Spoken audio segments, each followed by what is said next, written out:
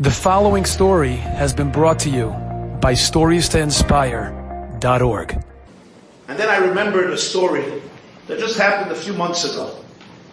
It was far away from here. It was in a place called Stamford, Connecticut. I was in a hotel. It was actually a very interesting Shabbos. It was a Shabbos created by an organization called Renewal for people who donated a kidney to save somebody else's life. There were 800 people at the Shabbos, women and men. The common denominator was everyone sitting in that auditorium had only one kidney. I got up to speak, and my opening words were, "Good Shabbos, I feel like I'm the only Balmum." I'm the only, Balmum is blemished. The only blemished human being in this room. I have two kidneys. I have two kidneys.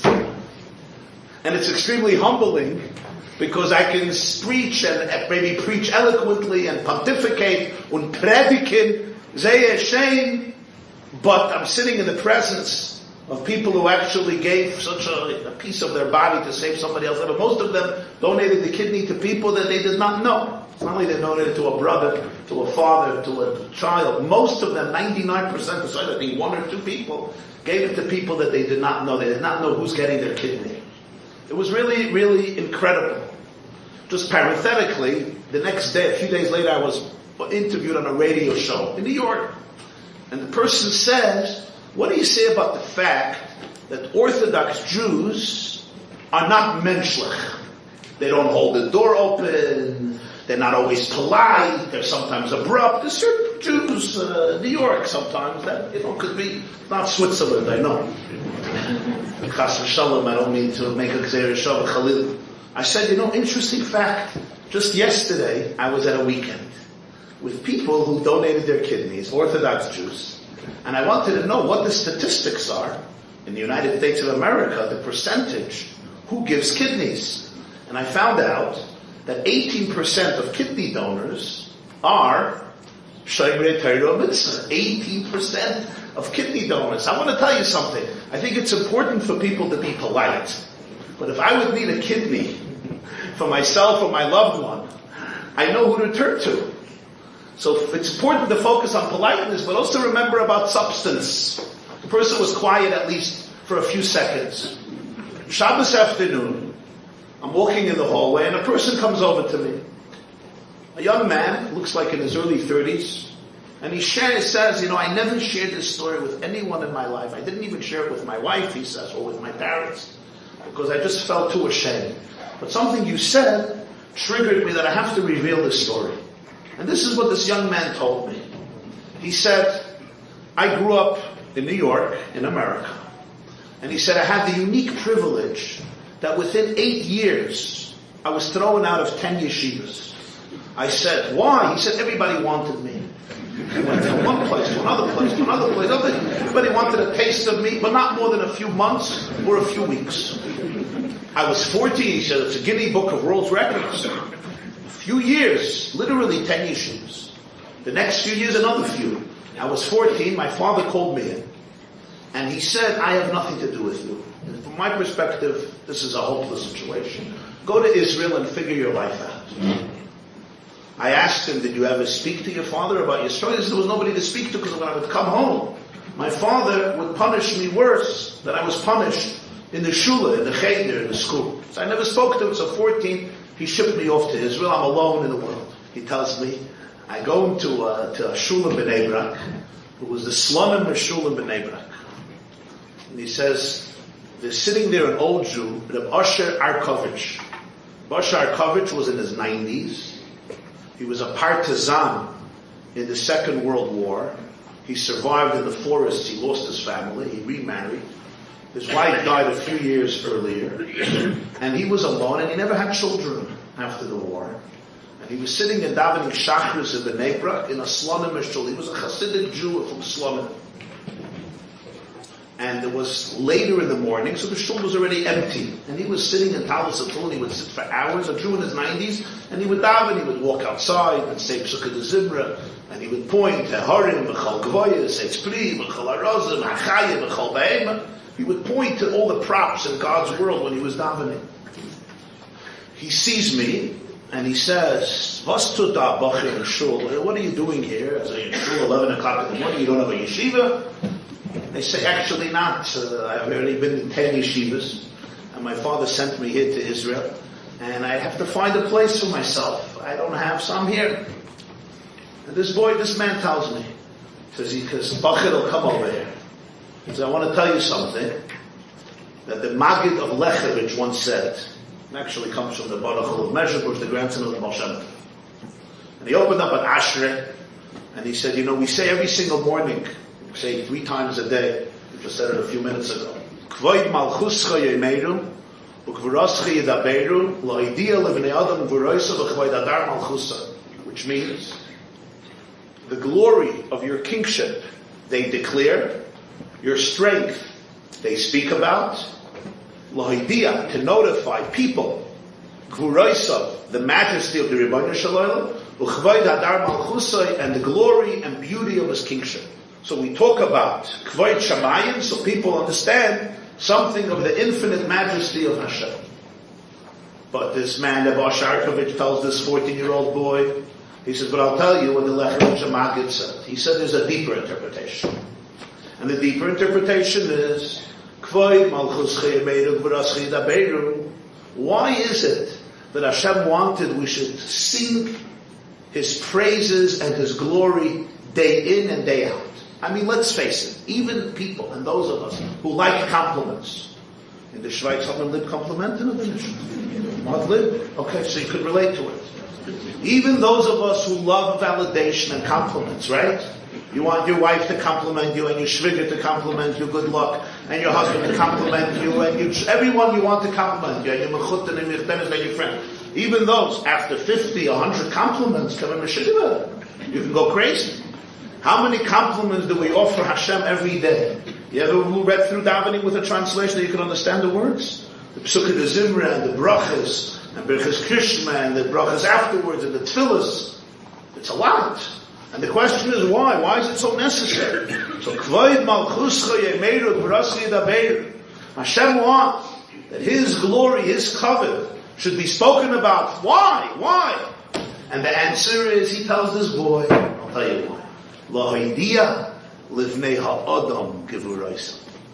To notify people, to notify each person about his and her own strength.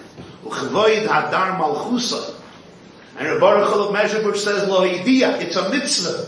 It's a mitzvah wherever you go. Lohidia, let people know. Lohidia livnei ha'adam, every person you come in contact with, let him or her know about gvuraisa, about their strength, their power, their majesty, their greatness, their splendor. Let the person know Chvoid Hadar Malchusay, the glory, the beauty of his or her sense of dignity, of malchus, of leadership, of empowerment, of kingship. So when I'm talking about Hashem's infinity, that means something else as well. If Hashem is infinite, and He created me, and my soul is a piece of Him, what does that really mean? It means that I am infinite. It means that you are infinite. If your soul is a chelek elekam imal mamish, and your body is sacred, and an imprint of the divine image, B'Tselem Elokim Aseh Sa'adam, or as the Zohar says, Gufa D'Loin Kaddish, Nishmas D'Loin Kaddish, the body is sacred, the soul is sacred. So when you talk about Hashem's infinity, Hashem's limitlessness, it means you're really telling a person, who are you? You're not small, you're not petty, you're not a victim of circumstances. If you are an embodiment and a manifestation of the divine in this world, if you are an ambassador of Hashem, as the Gemara says in Kiddushin Amalef, Shluchai Shel Adam Kemoisa, a shliach, a messenger, an ambassador of a Meshalech, halachically in Jewish law, represents the person who sent him or her. You assume the identity to some degree of the person who sent you, so that Shluchai Shel Adam Ha'elyon Kemoisa. So if you understand that every soul was sent by Hashem into this world, then who are you? You embody the Mishaleach, the one who sent you. Shlucha shel Adam k'maisa. Every person you meet, lo idea. Tell them. And not just tell them with words. Lo idea comes from the word das. V'ha'adam yoda es chavo. Adam knew Chava. It doesn't mean they went on a date. It doesn't only mean that he looked up her resume. Adam yoda es chava means there was connection. Das means when something is perceived in a way that it's visceral, it's real, it's intimate. V'adam yoda es chava means there was intimacy, as you could see from the continuation of the pasuk. So lohidia means I internalize it. Let every person internalize gvura sav, his or her own gvura chayadar malchusay. You're singing God's praises, and simultaneously you're telling yourself and you're empowering everyone you come in contact with their own inner power and infinity and light. Reb Asher said this all briefly in Yiddish, and he turns to this boy and he says, listen, I don't know where you're going, and I don't know how many yeshivas you were in and how many yeshivas you will be in, but just remember your gvura and your malchus. How about guten tag, have a good day. And he leaves the shul. He gets into another yeshiva. 6 months later, he's expelled. He gets into another yeshiva in Eretz Yisrael. 6 months later, he's expelled. He says, it's been a year in Israel, and now I've already been in 12 yeshivas. I couldn't call my father because he was no source of comfort. And he looks at me, he says, I'm 15 years old, I'm alone in the world, and I feel that nobody wants me. There's literally not a soul that wants me, that's interested in me.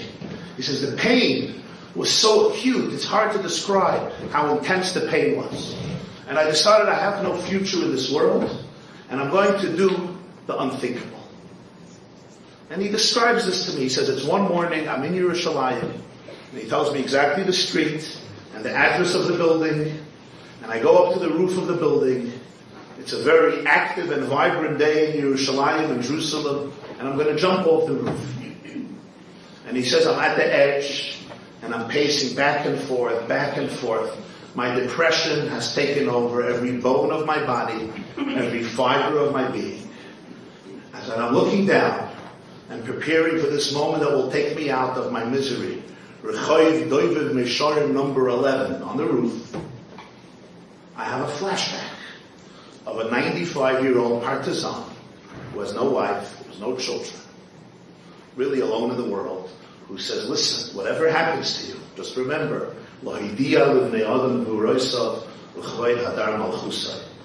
never forget your kingship, your royalty, your majesty, your strength.